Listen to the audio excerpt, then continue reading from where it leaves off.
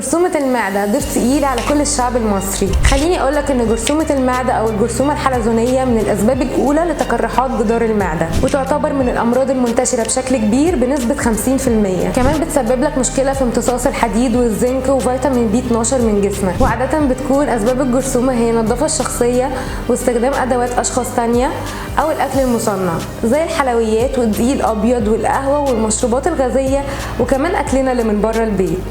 واعراض جرثومة المعدة بتختلف من شخص للتاني على حسب شدتها والمرحلة بتاعتها، ولكن ممكن انك تحس بحموضة وغثيان وارهاق والتهاب في الحنجرة، ده غير فقدان الشهية. خلي بالك من استخدام ادوات شخصية مش بتاعتك لانها معدية وبتتنقل عن طريق اللعاب والاكل والشرب الملوث.